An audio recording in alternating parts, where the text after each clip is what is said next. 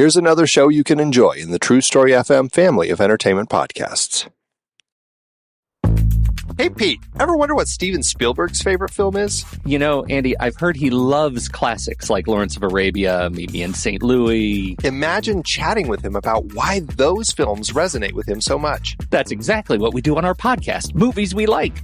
We've had incredible guests like actress Dee Wallace, cinematographer Eric Messerschmidt, director Steve Miner, and former Disney animators Tom and Tony Bancroft. They share their favorite films and the impact they've had on their careers, offering fascinating insights into the craftsmanship and storytelling techniques that make these movies so special. If you're curious about the magic behind the scenes, subscribe to Movies We Like from True Story FM on your favorite podcast app. New episodes are released on the fourth Monday of each month with early access for our members. Join us on Movies We Like as we explore the movies we all like with the people who make them. And Stephen, our people will call your people. Let's make this happen, puppy. Subscribe today.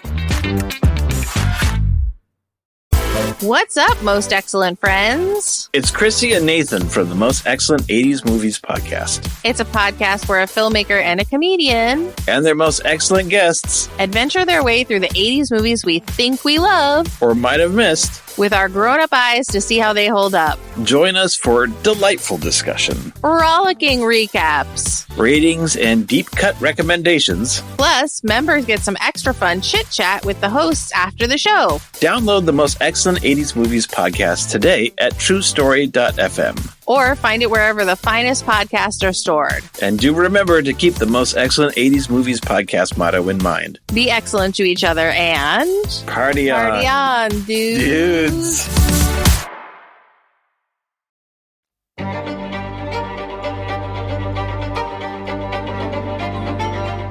I'm Pete Wright. And I'm Andy Nelson. Welcome to the next reel. When the movie ends, Our conversation begins. the Cassandra Crossing is over. Congratulations, Colonel. They are finally in quarantine.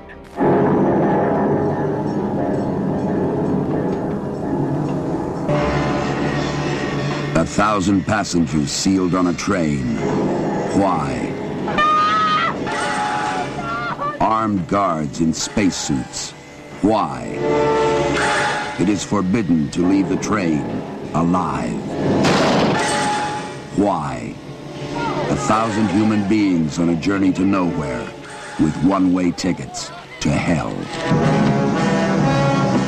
Hi, Andy. Welcome to the Cassandra Crossing. Don't cross this bridge. Right? Yeah. Oh, man. How many times did we cut to the bridge, just sitting there in isolation, watching the bolts rust, watching the wind shake the beams loose that were Shake the beams. attached? If there was any question that the Cassandra Crossing would be dangerous, this movie actually cements it. Like, it nails peril Yeah. more than just about anything. This movie is so good. I laughed almost the whole way through. I loved my time with this movie. So, in the Robert Ebert school of does the movie succeed at what it wanted to do? 1,000 stars and 50 hands with thumbs up. I laughed the whole time. It was hysterical. I cannot believe not only had I not seen this movie before, I had never heard of it, and it pushed all my wonderful buttons. All of Pete's wonderful buttons have been pushed, everybody. All of They've them. been pushed all in a row. Well, It's like it's somebody just pushing buttons, having just a real heyday. Well, it's interesting because this speaks to, I think, perhaps what film critics were looking for at the time, and even fans, because I also had an awful lot of fun with this film. It was goofy the way you kind of expect some of these disaster films to be. It was kind of the whole thing just so over the top as far as the plot and all of the different bits and pieces that had to happen in order for all this stuff to work. But it just made for this totally silly movie. And I just wonder if this was 1976, if audiences and critics were just kind of getting tired of just like superhero movies now, like we're getting tired of the same old thing. It's like we've seen these plot points set up over and over again. It's just more of the same. Critics at the time, these are some of the quotes from it: profoundly offensively stupid. Ava Gardner is awful in an awful role. Sophia Loren is totally miscast. It is an unintentional parody of a disaster film. The catastrophes that befall the passengers of a Geneva to Copenhagen train in the picture are positively ridiculous. It's a tired, hokey, and sometimes unintentionally funny disaster film in which a trainload of disease-exposed passengers lurch to their fate. So you can see, people were really not vibing with this film at the time. I just have to say, all of that, 5 stars and a heart. Well, and I think that's the thing. And I'm glad you mentioned Roger Ebert, because I don't know if I called him out. I'm trying to see if there were any quotes from him here. I don't see any, but it does fit into that tone of like, they set out to kind of create this over-the-top disaster film, and they succeeded. I'm not saying it's like fantastic filmmaking or anything like that, but man, did I have a fun time watching it too. The guy that helped Burt Lancaster, the guy who invited him on a date after, at the end, we could get quiet, and it's a quiet place. Maybe we could go sit in the dark and get some coffee. The only thing that would have made this, sort of leaned in more heavily on the comedy is had he actually said, looks like I picked the wrong day to quit sniffing glue. Like, this movie has so many of those beats, and I am here for it. I am so here for it. Okay, so the premise. Let's just talk about the setup. What we have to talk about with the setup of the movie. We've got some protesters, and the protesters want to break into the World Health Organization. It was the International Health Organization. I'm assuming they had to change the name. Yes. Yeah, nobody knew what they were talking about. And so they broke in to do something. They were going to bomb it. They set a bomb. Oh, that's what that was, a bomb. Yeah. The thing in the hallway that right. Looks very much like a car battery. So I'll tell you where my head was. I thought they needed a car battery to somehow wire their way through an electric lock. Oh, interesting. Yeah, interesting. But bomb is, fine. So anyway, they have this bomb in the act of escape because they are discovered because of shenanigans. They end up somehow way too easily in a biohazard lab. And the soldiers themselves, due to stray bullets, guns are bad, actually shoot a glass jar full of this disease that splashes upon the boys in their escape efforts. And one of them makes it out of the building, jumps, I would say, a number of stories. I was surprised. I felt like they were, well, no, I guess they were ground level. They never go up in an elevator, do they? No, I guess that's true. Still felt like he was airborne maybe for a while. It did. And then he runs some number of miles to get to the train station where he gets on board. And that's when things start to go awry. Emphasis is important. Right. Are you in it for the setup? It was fun. I mean, I had a fun time with it. It, to a certain extent, doesn't make a whole lot of sense, Doesn't matter. It doesn't matter. It was, we had these terrorist groups who were, for some reason, bombing the health organization. And we do see their business card at some point. We actually see we see the terrorist business cards. They made business cards. Right, yeah. So we do get to see that. I can't remember, it was the Swiss, Swiss for Peace or something. It was like, okay, but they're bombing the hospital. But if you need to find me on LinkedIn after this, let's connect. Right. And so it's just, it's silly. And then, of course, you've got the U.S., which, I felt like there must be some dig on what the U.S. was doing, because we have the Dr. Stradner, played by Ingrid Thulin, who is, when she's the one who's trying to deal with this patient and figure out what it is. And of course, she's up against Colonel Mackenzie, Burt Lancaster's over-the-top colonel, who's, she's really only there to be his punching bag through the film. She is like trying to figure out what this thing is, and he won't give her any information. And she just wants to help. And of course, the dig is that, of course, it's the U.S. who is working on this communicable disease, and they won't do it in their own country. So they're storing it in Switzerland because that's the way the U.S. operates. I couldn't help but think, I like that. There's a little bit of a dig. They got it. Yeah. They got it right. That was Cosmatos being a little political with his You statement might here. say practically documentarian, that bit. Yeah. Yeah. And nothing has changed. Nothing has changed. Yeah, that's right.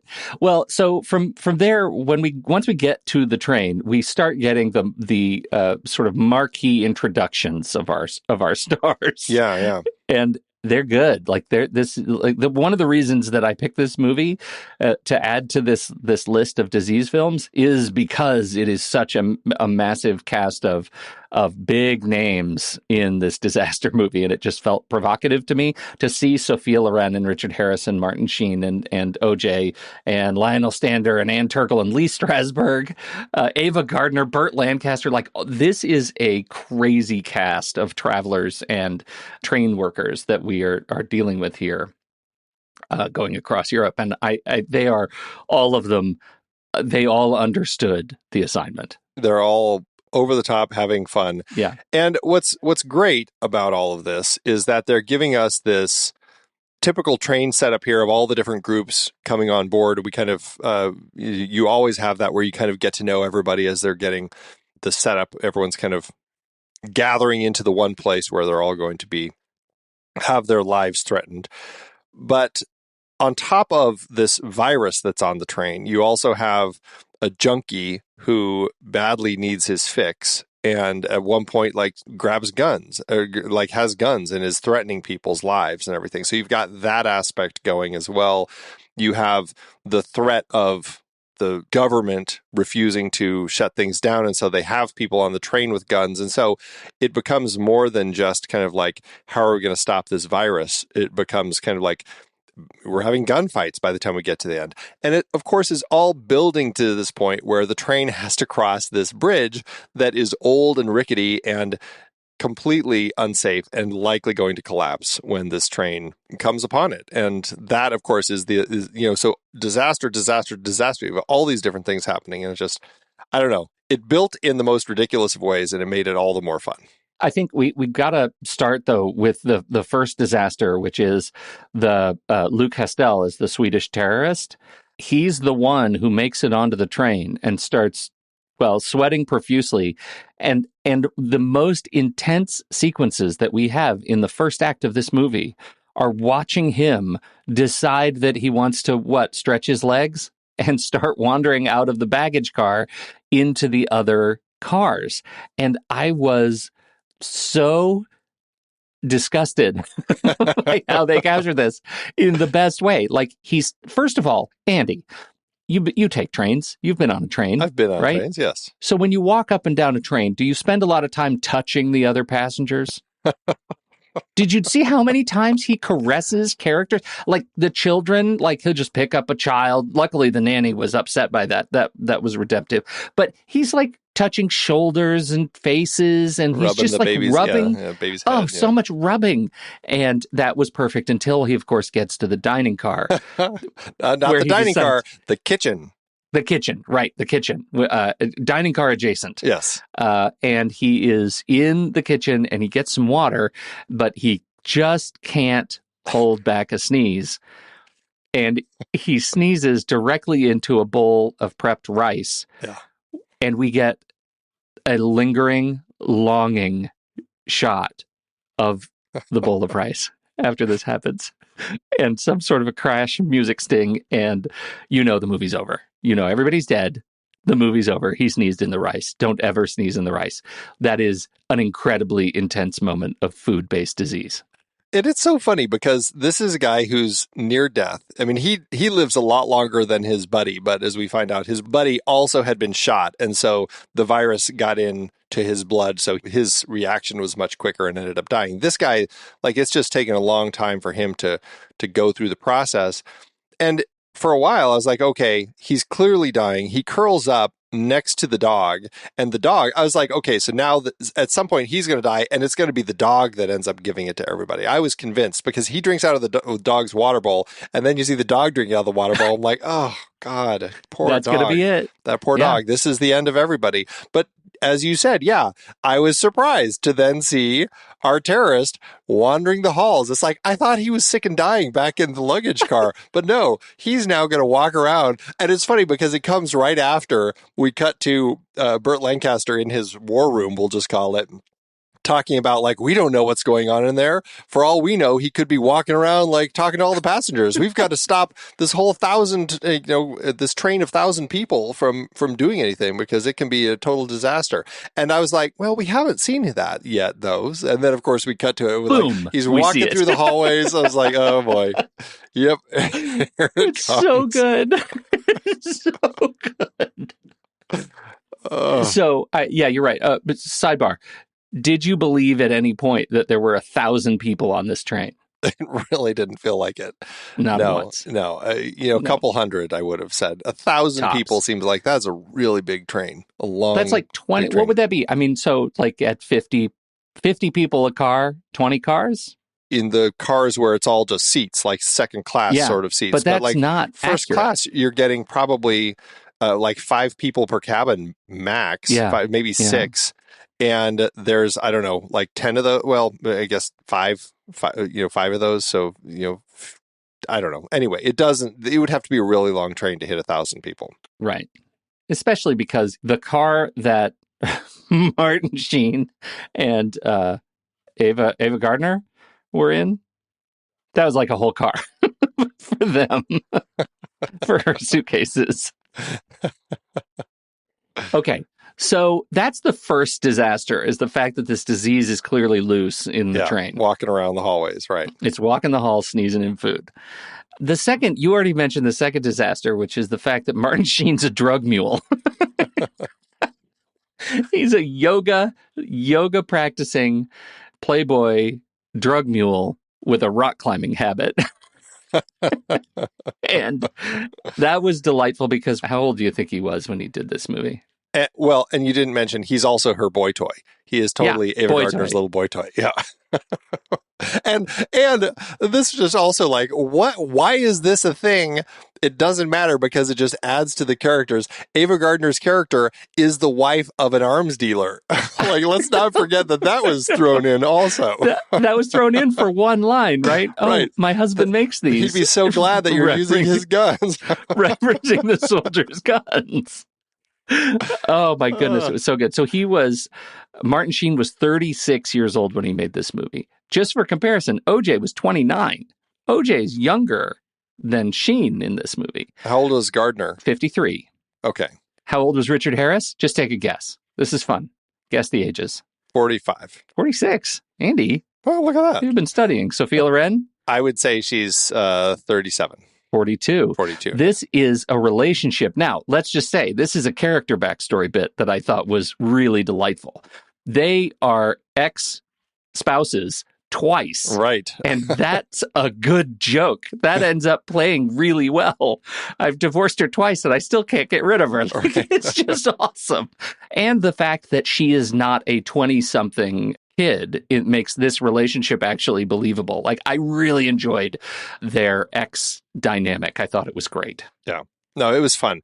I was a little surprised. It was like, Sophia Loren is top billed in this. I wonder why. And I'm like, oh, that's right. Her husband was the producer, one of the producers of this film, Carlo Ponti, who she was married to, one of the 2 people who had put all the financing into the film. So I'm like, oh, okay. So it was really a Sophia Loren vehicle that he had put together for her, and so then built it from there. And Richard Harris's wife at the time was also in this, Ann Turkle. She's the singer who ends up getting sick. I think, were they married? Yeah, they married in 74 and divorced in 82. So, and she's the one with the terrible song. We didn't even mention, this is the period when you've got these random songs that completely stop the film. That was a disaster in and of itself. Third disaster. Train music. It's like the hippie band on the train. Just stop it. I was like, okay, this is their pitch to try getting this song nominated as one of the best songs at the Oscars. Because there's no other reason to have that happen in the film. So bad. there is a moment later where the guy, the bearded hippie band member, they have the soldiers holding a gun on him, and he says, "Well, you could point that down, man. What are you doing? You don't have to point that at me. Do you believe what he's doing here, man?" And I was like, that line should have gotten a close up. He's Right? so whiny. Well, what's great is like even later he has a gun and is shooting back at the exactly guys. So, oh man. So let's just zoom in just a little bit on one name that really, really sticks out to me. And that name is Lee Strasberg. There is a joke that is at work here that I can't quite refine about Lee Strasberg playing the role that he's playing in this movie. Like, does one of the greats in the history of performative art deserve a character like Herman Kaplan? And after he has played this role, can anyone else possibly live up to it? Right? Like, this guy is the stuff of legend. The stuff of legend, Lee Strasberg, in terms of theatrical teaching. He founded the first group theater, America's first true theatrical collective in 1931. In 1951, he was the director of the Actors Studio in New York City. He is the father of method acting in America. Like, the guy has taught everybody, many of them who have done their turn in 70s disaster films, let's say, Anne Bancroft, Dustin Hoffman, Montgomery Clift, Marlon Brando, James Dean, Marilyn Monroe, Julie Harris, Paul Newman, Al Pacino, Robert De Niro, director Elia Kazan. Like, the fingerprints of Lee Strasberg are on everybody else in this movie, and he is playing a watch shill who, it turns out, massive twist, was a resident in a concentration camp. I love Lee Strasberg in this movie. Monologue over. What did you think? Part of it was like, I'm wondering, like, are they going a little too far with this character? Like, you were watching the rest of the movie, though, right? Yeah, no. It's so they leave Switzerland. And they have their goal is to get to, I think, Copenhagen. I think, is that the final destination of the train? Or I think it goes even further. Anyway, they end up veering off and they go into Poland, and he's freaking out. And we know, okay, he was a prisoner at concentration camp. His family had been killed. His wife and children had all been killed. And that pushes him at one point to try fleeing, right? Like, he actually gets off the train at a stop point in Nuremberg and tries to escape and ends up getting winged by a bullet and forced back on. But then the other thing is, like, he was the one who had lived in the village under the Cassandra Crossing bridge and knew all of the how dangerous this bridge was, and that it was not a bridge that was ever repaired, and couldn't believe that it was still standing, and knew that, like, the whole town moved out because they were afraid that the bridge was going to collapse upon them. In fact, all of that was an odd little bit of, I shouldn't say a little bit, it just seemed like an odd lot of exposition for one character to be written to have. And that was my complaint with him, is just like, man, they really have to force feed a lot of exposition into this character just so the people on the train can have some sense of an understanding of all of this. Now, I still had a fun time watching him. Like, he's the old guy who's like doing tricks with scarves and coins and whatever with the kids, and always trying to sell watches, and perhaps a little stereotyped in some ways, but I liked the character. It's just, that was the element I'm like, God, I wish they found a stronger way to get the exposition into the story. That's interesting. That's an interesting commentary on this role. I didn't share that problem, mostly because I just had such joy every time I was watching him. I don't think I thought about it that much. Like, I just love, who's he going to try and sell a watch to next? Like, he just has all the answers. And the fact that they take us from there, this sort of menial character who is C-string at best, to the guy who sacrifices his life for the sake of others' survival and for his own sense of escape. It felt weighty to me, like, it felt interesting, and I think we also get enough of a contrast between Burt Lancaster's monologue on how many millions of dollars the Polish government has spent to retrofit this bridge, intercut with scenes of the bridge literally falling apart. Right. So many shots, yes. So many shots. Even dramatic ones in the fog. I'm like, wow. Yes. Really? Great music stings on top of that, too. Like the music was scared of this bridge. Well, Jerry Goldsmith, yeah. One of the great J's, of course, one of my 10 J's, and the fun score here. I'll give you that with Strasberg's character, like the sacrifice and everything that he made. Like there were interesting elements with him. I think for me, the problem was just the exposition. Like I really would have loved for the filmmakers to find a different way to get this exposition into the train so people knew about the bridge. I mean, that was largely it, because it wasn't coming from Mackenzie, Colonel Mackenzie. He wasn't talking to the people on the train about the unsafe nature of this bridge, right? And so somebody had to, on the train, figure out that this bridge was going to be unsafe. And so it all had to come out of his mouth. Well, that's really good because it reminds me of the balancing act that this movie is undertaking for two of the disasters, right? The first one is the disease itself. How many times, like, make a drinking game out of this movie trying to avoid a panic, right? Like, they don't want people to know about the disease. And yet, they kind of do want people to know about the bridge, because the tension between those two interests is what's going to help them sort of survive and contain the disease at the same time. Yeah, right. And I think that's actually that his character in that way is sort of, carrying the weight of the second conflict, which is like, let's figure out how to gently spread the word, and why not put it in the mouth of this guy who demonstrably talks to everybody, because that's his job. How's he going to make any money if he doesn't talk to everybody? And I think that's really interesting to me. Did he actually steal Jonathan's watch? Like, did he somehow like pull it off of him only to try selling it back to him? Yes. So it's like, he's also a con man. Yeah. Yeah, he's a total con man. And that was a fantastic flex, right? Tell me you didn't like Google, how do you take somebody's watch off without them knowing after that? Because that's a thing I want to get good at. I want to figure out how to do that. I marvel that is a part of his character. Like, not only does he do all these tricks with the kids and sell watches, but he also cons people into buying back their own watches. That's crazy. Yeah. So good. So good. It was interesting. I'll give you that. You're selling me on it, making me think that there's more reason for it to be there. It's just the rough exposition, but that's going to be my job today. It's a film of all of that. Yeah. Oh, yeah, it is. Well, speaking of, I don't know, rough exposition, not at all. It's O.J. Simpson. Can we talk about his role as first a priest, then briefly a thug because tattoos, and then an international member of law enforcement? That was funny because he comes on board as a priest in a pretty stylish priest outfit, I will say. It's kind of like gray, dark gray and light gray instead of like the black and white. I'm like, interesting choice to go with here. And of course, he's in the train car with the nanny and the little girl and won't pray at the meal. And he said the little girl is just like, aren't you going to pray? And he's just like, you prayed enough for me. I was like, okay. All right. Said no priest ever. Right.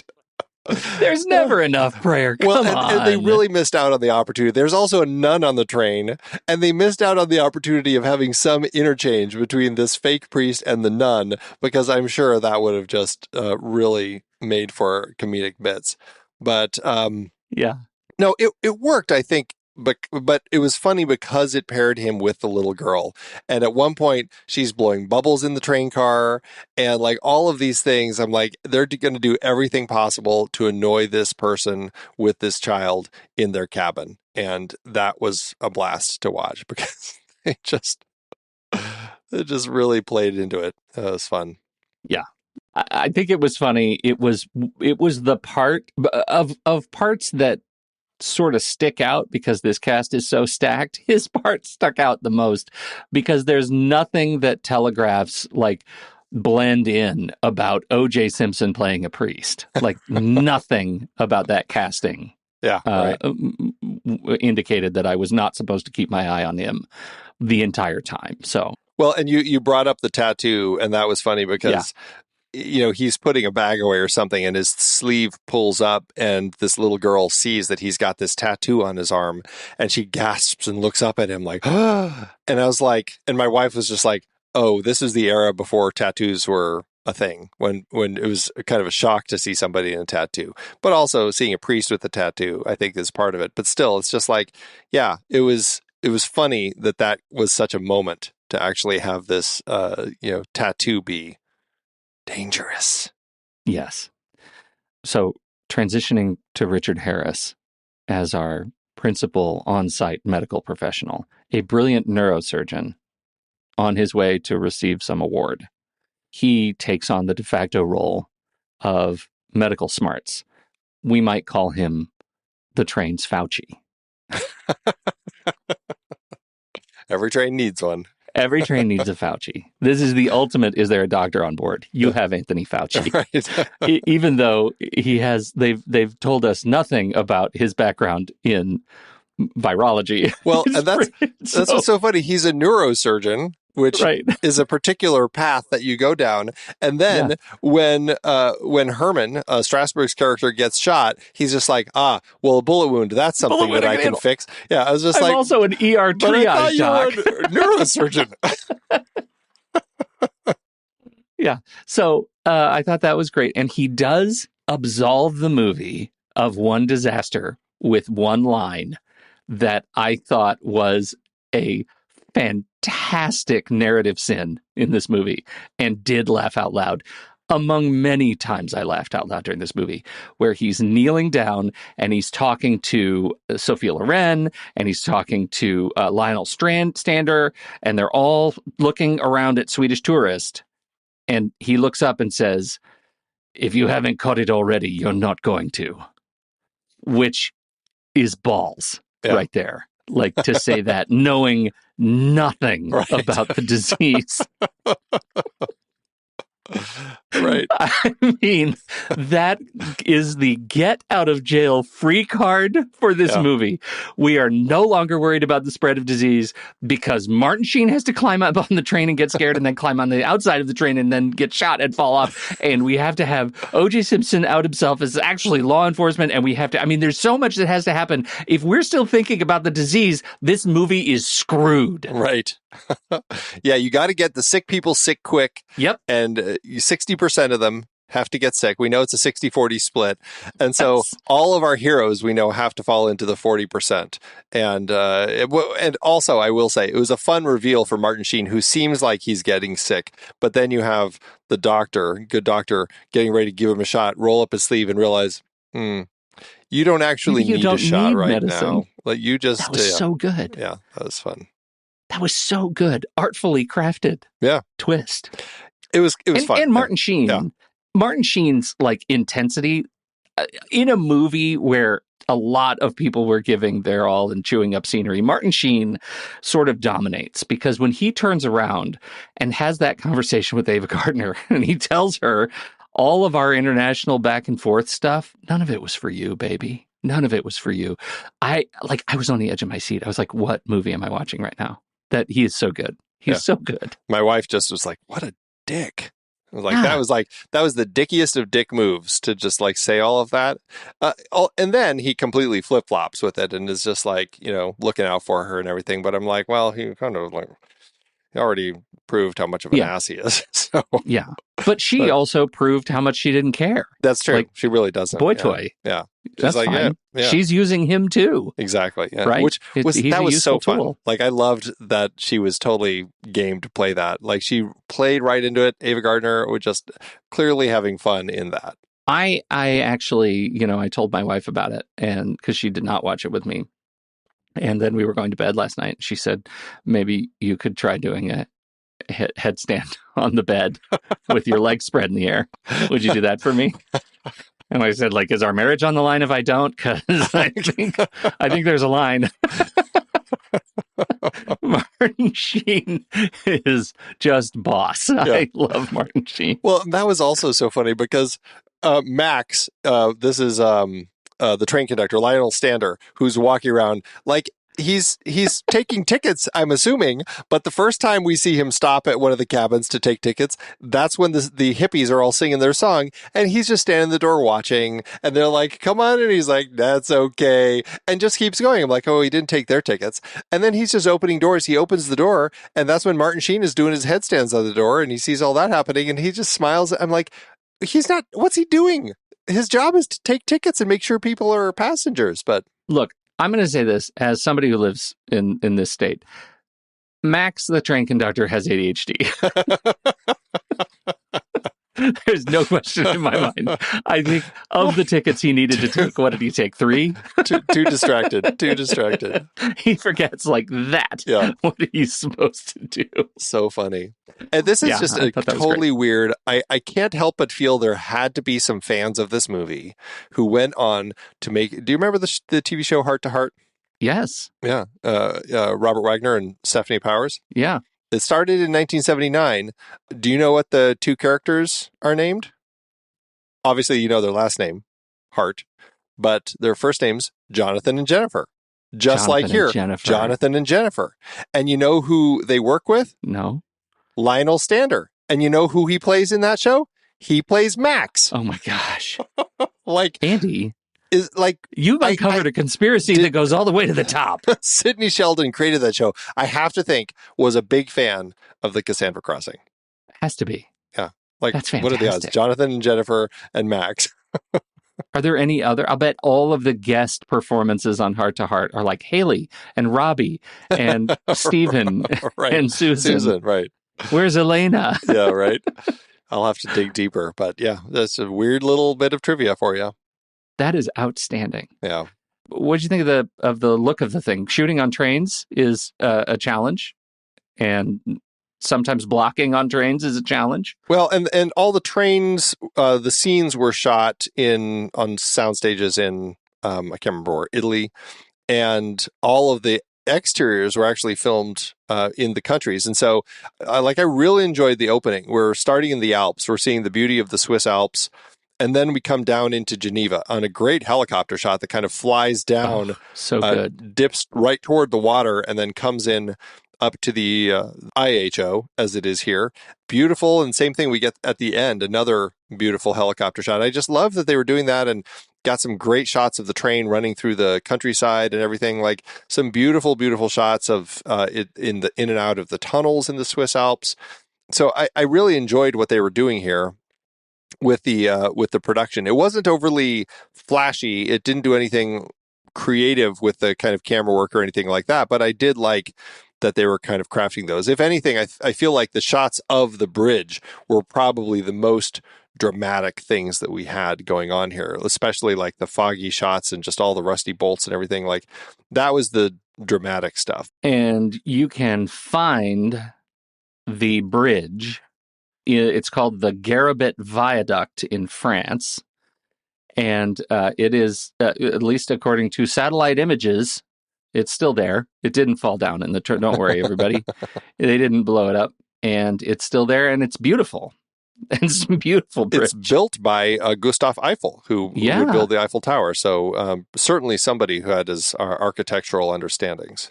It does have some Eiffel vibes. It does, right? Yeah. Absolutely. It's got those tower vibes. Yeah. I think that's really great. Until September 11th, 2009, one regular passenger train each way passed daily over it, a core rail route from Clermont-Ferrand to Béziers. On that date, the viaduct was closed after cracks were discovered in one of the foundation piles. After a safety inspection, it reopened the following month with a speed limit of 10 kilometers per hour, 6 miles per hour for all traffic. So it is still open, but they're smart. They actually do check it, and they saw cracks in the foundation, repaired it, and yes, it is still in operation as of today. And note, in the movie, they put the bridge in Poland so that they could blame the Polish government, because I'm sure the French would never allow that, since it's actually in France. Right. Can we talk about the disaster itself with the bridge and just like the effects work? Sure. How did that play for you? Because it doesn't take long. Like they finally manage the whole thing that they decide that they're going to do on the train is they're going to split it in half because they can't get to the front to stop it. And so they're going to split the train in half, and hope that the first half that goes forward is now going to be light enough to be able to go across it. And it has much fewer passengers on it and most of the bad guys, who, of course, just the government people in white suits. Theoretically, I thought they were all doctors working with Jonathan, but no, they're actually just guys with guns, don't do any medical work. Right. Yeah. And then you have the back half, which is like all the passengers kind of move to the back half. Although I will say, there still seemed like an awful lot of passengers on the front half. Oh, yes. I agree. I was surprised. I was like, I thought they were trying to get everybody back. No, they were trying to separate the sick people, right? So like, all the sick people are on the front, yeah. The sick people are dead, is what we're saying. But they're better now, right? Because didn't everybody heal? That's the drama, Andy, for crying out loud. That's why Burt Lancaster is in this movie, to make us hate America. Because Burt Lancaster killed a bunch of sick people who were better, like the dog. Yeah, they were all better. Everybody on front. I love the idea. This is like something out of Airplane, I'm sure, but somebody's like, oh, I feel better. And then they immediately fall into something else and get hurt. Step on a rake. Yeah, right. Exactly. It's like that sort of thing. All of these people, finally, they're getting all this extra oxygen because the doctors and the government put on these oxygen tanks to pump into the things. Everybody is now better because too much oxygen kills the virus.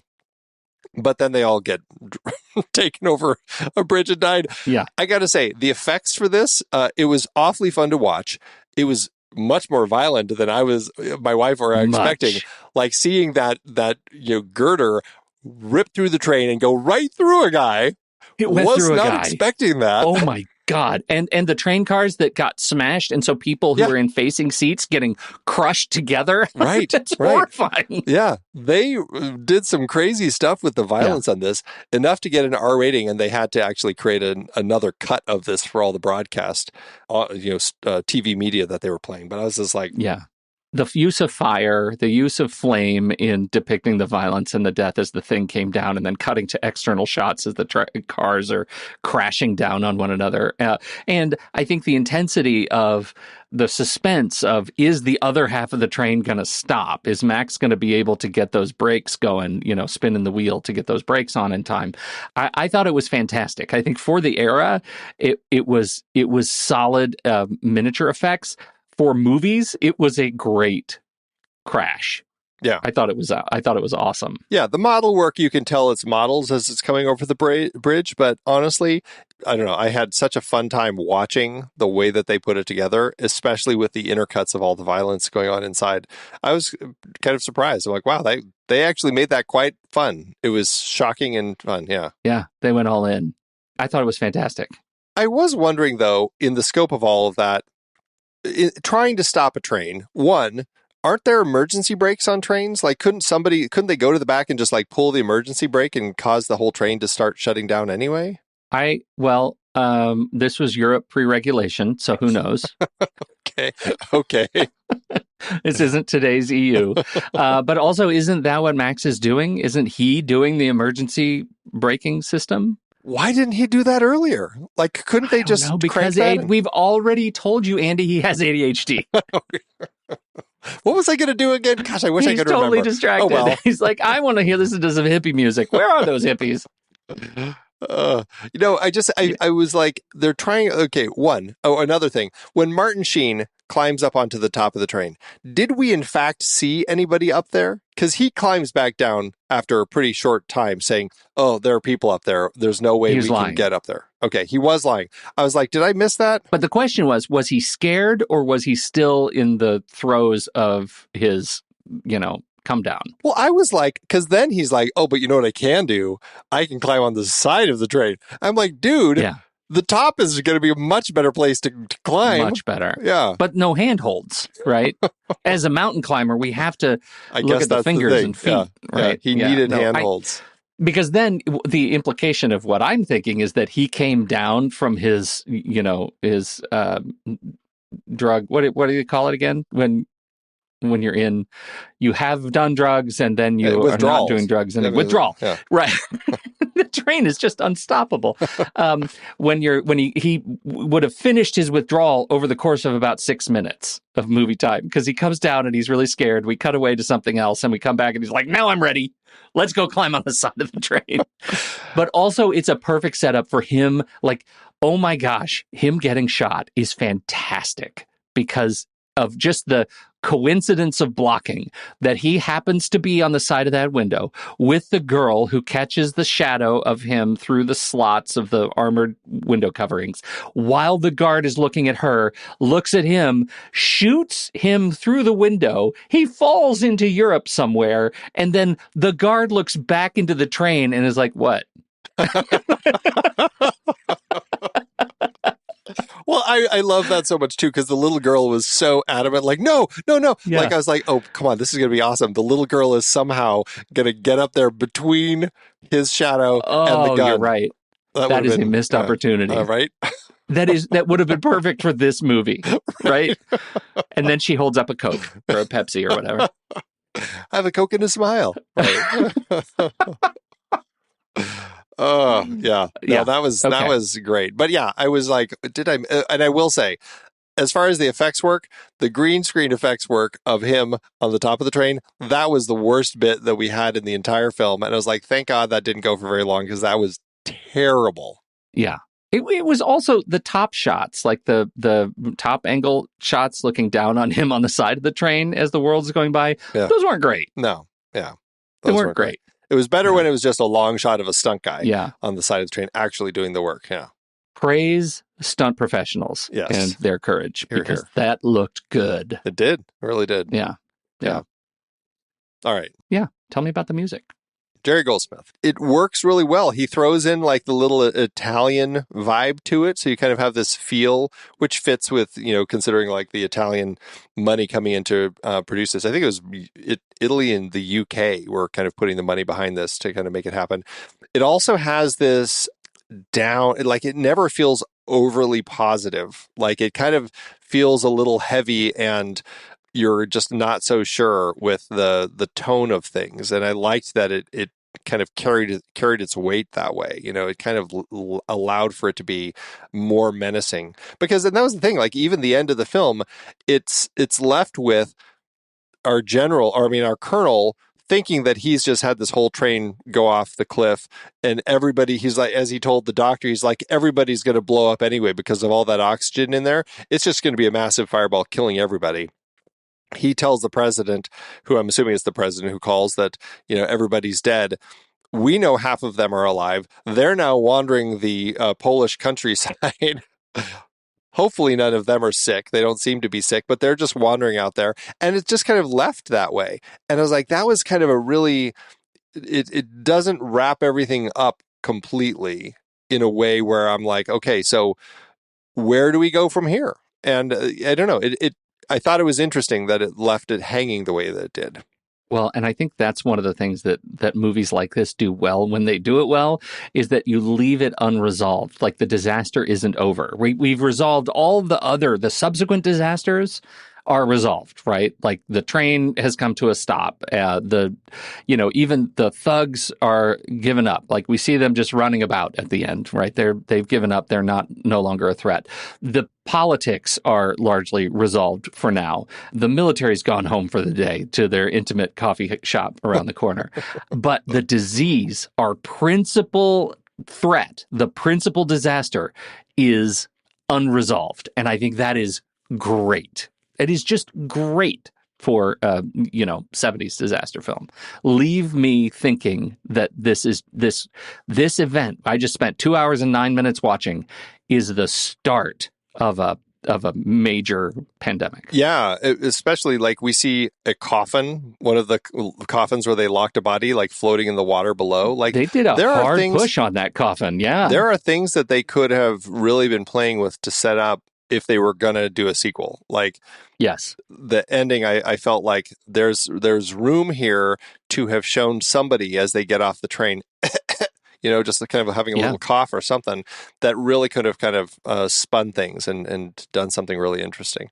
It never quite does. But again, going back to Goldsmith's score, like that's why I liked the score so much, because it never completely feels resolved, and just like the film. Yeah. It's great. Lots of fun. I had a great time with it. I wouldn't say it's a great film, but man, is it fun. What a fun time watching this movie. Yeah, for sure. All right. Well, we'll be right back. But first, here's our credits.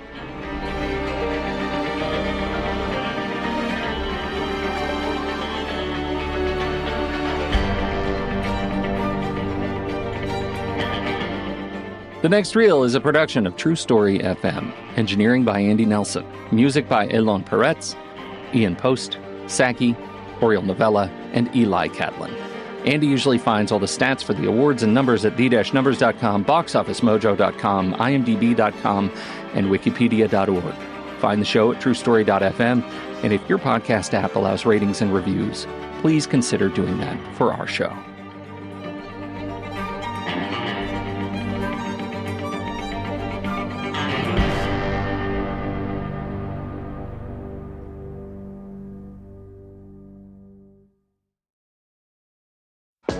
Lights flicker, reels spin, frames dance on silver screens. Celluloid dreams, digital streams, the magic of the cinema scene.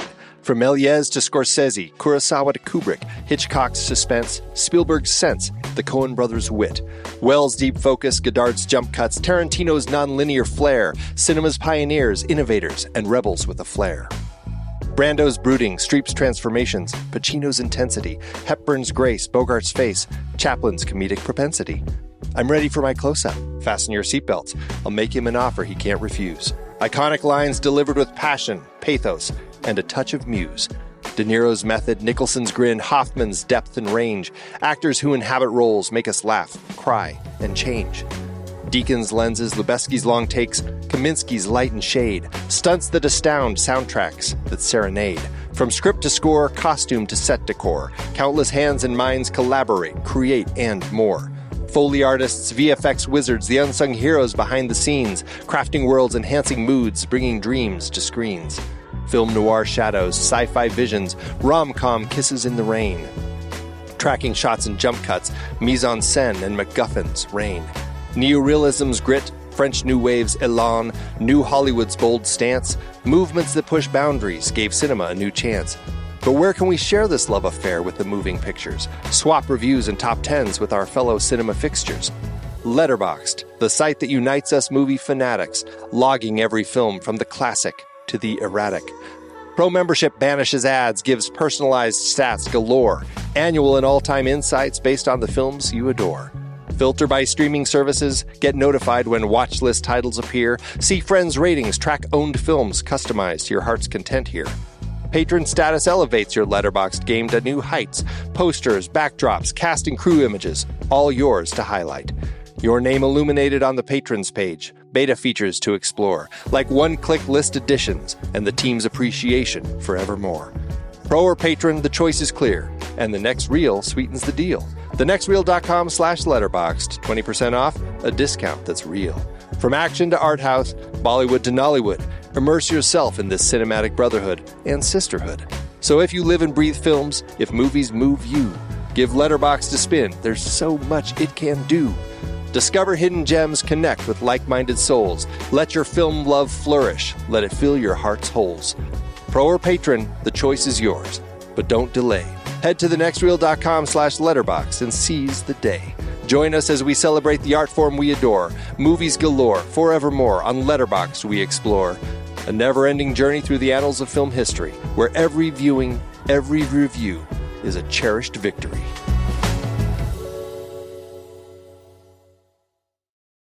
Awards season, Andy.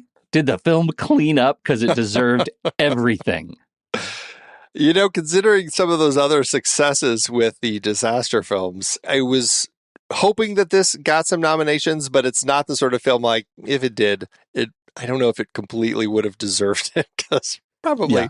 But believe it or not, it did have one nomination at the Turkish Film Critics Association Awards, or the SIAD Awards. It was nominated for Best Foreign Film. However, it did lose to 3 Days of the Condor. Out of the 10 nominees, this came in 10th place out of 10. But hey, It got nominated. That's 10 out of, a bazillion other movies that exist.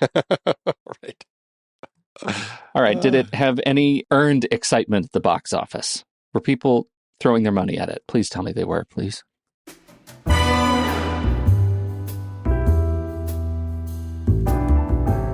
Well, sometimes it is just impossible to figure out the details for this part in the show. For this film, Cosmatos had a budget of $3 million. Oh, wait, no, it's $6 million. Wait, so which is it? I don't know. Which is a ridiculously large gap, right? I mean, I just don't know how that sort of info gets out there. So I don't know. Was Princeton Advertising? It seems a lot of money for Princeton Advertising. Who knows? I'm just going to go with the $6 million. Just know that if it was only $3 million, that means the film did even better. So the budget there would be $31.4 million in today's dollars. This movie premiered in Italy and Japan December 18th, 1976, before opening in the U.S. February 9th, 1977, opposite Fun with Dick and Jane, Twilight's Last Gleaming, and Wizards. This movie earned $4.2 million domestically, but apparently did screamingly well in Japan, where it earned $15.3 million alone. Weirdly, that's the only country with a box office return listed, so I'm just going to go with that.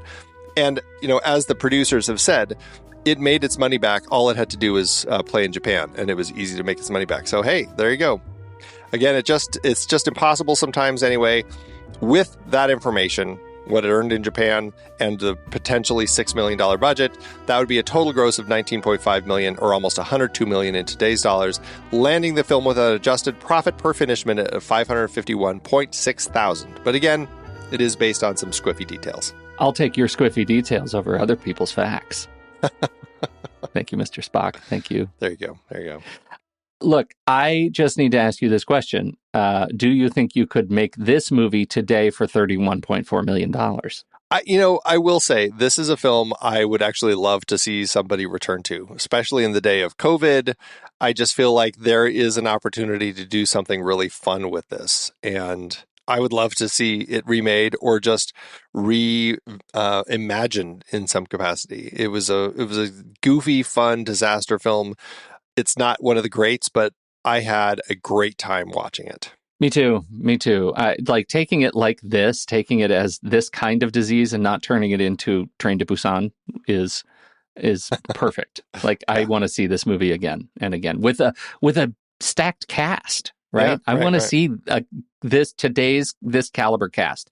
That should be a thing that we figure out. Like, who would we cast in it if we were remaking it today? Yeah, right. I don't want to do that right now. That's for later. Another day. Yeah. All right. Well, we'll be right back for our ratings. But first, here's the trailer for next week's movie, kicking off our series of ghost stories. It's Kenji Mizoguchi's Ugetsu. 幸薄き宿命に泣く妻。私は夫婦共稼ぎで気楽に働いて3人楽しく日を過ごすことができればとそればかりを願っているのです。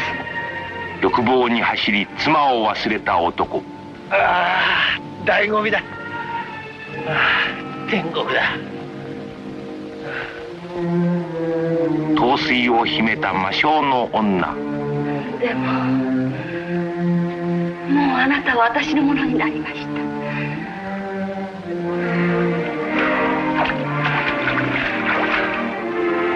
れから私のために命を尽くしてくださらなければいけません。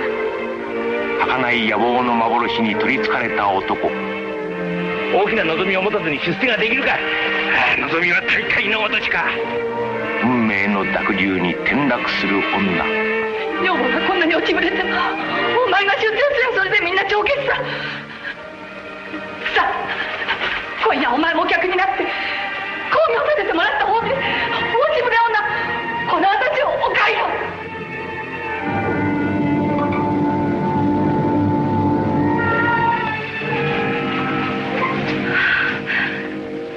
私はこの声を聞くたびに体が震えるのです。呪いの声です。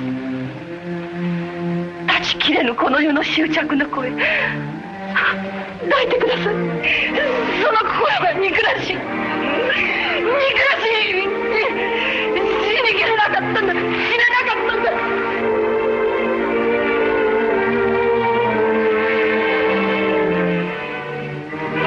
美しい幻想と厳しい現実との交錯を背景に巨匠溝口健二が情熱を傾けて描き尽くす生々しい人間の姿。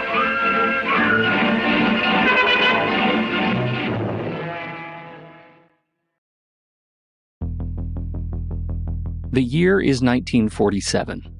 The Nile River, a ribbon of lifeblood through the desert, now carries a silent terror: cholera. It is a disease as ancient as the pharaohs, but no less terrifying for its familiarity. Thousands across Egypt fall ill, struck down by a relentless cycle of vomiting and diarrhea, their bodies ravaged by dehydration. In the bustling city of Cairo, a young George Cosmatos, future director of Hollywood blockbuster The Cassandra Crossing, witnesses firsthand the swift brutality of the pandemic.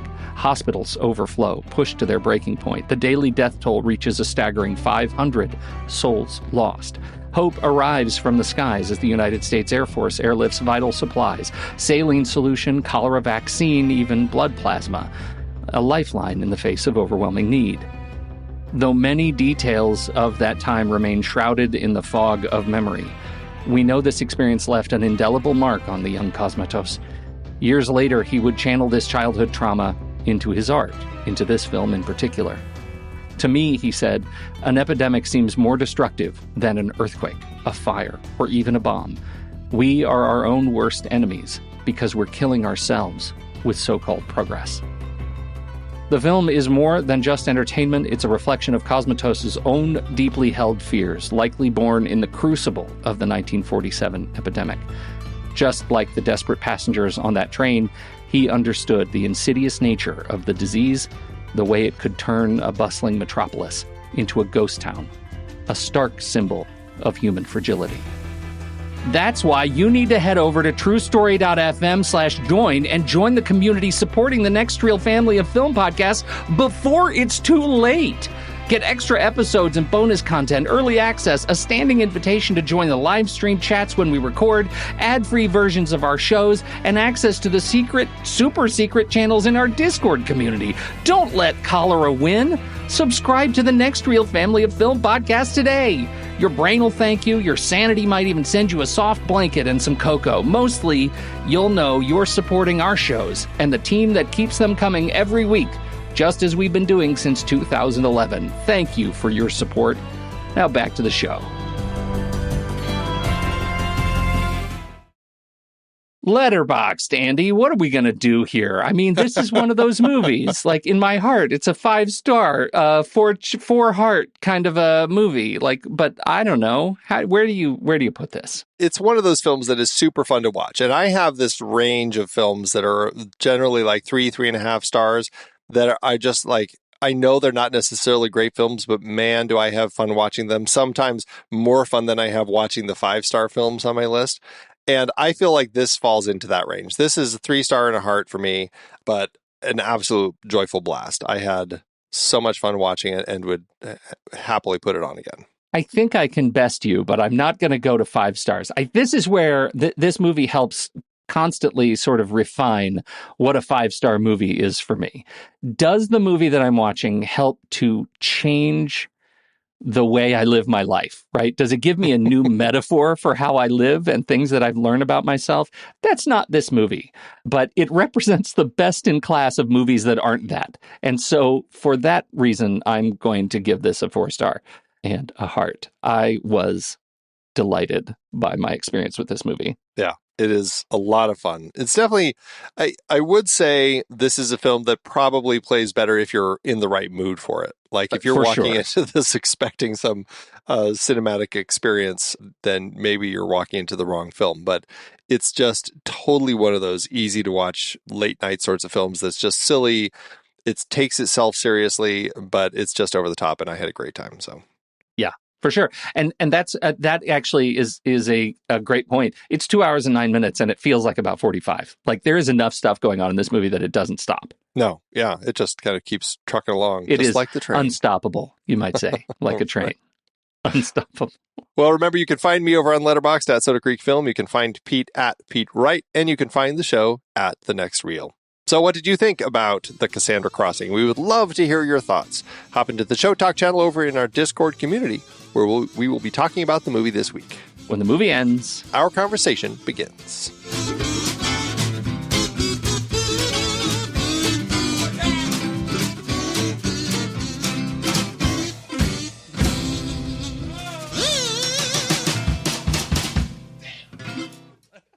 Letterboxd giveth, Andrew. As Letterboxd always doeth. Yes, it do. And I have one that's a 2-star from somebody who saw the same movie and didn't like it as much as we did. May I begin? Go for it. This is from Ian Curran. Perhaps we can stop the virus spreading to second class. That is one thing we should talk about. Right. They just killed first class. Right. This is also this is also a classist movie. This Plague on a Train movie wasn't good. No, not even accidentally.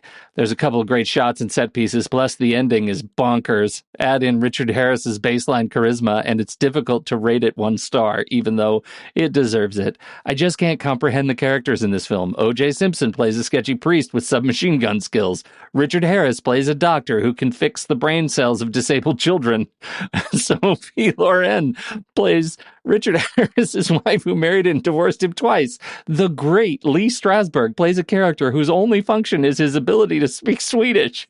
Martin Sheen plays a long-haired prick. Bonkers and not in an enjoyable way because the movie was over 2 hours long. I could write the same review and still give it 4 stars and a heart. Oh, so perfect.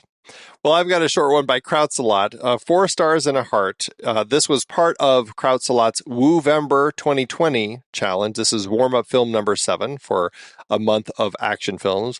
And Deliria Italiano 2020. This was film number 4 in that list that Krautsalot included on. Also with a quote, "Stop breathing. That is how the disease is transmitted." Another great line from our doctor. And here's the review. A deadly virus and O.J. Simpson on the same train. Whoever wins, we lose. Outstanding. Oh, good times. What a film. Pretty good. Yeah, that was nice fun. job. Thanks, Letterboxd.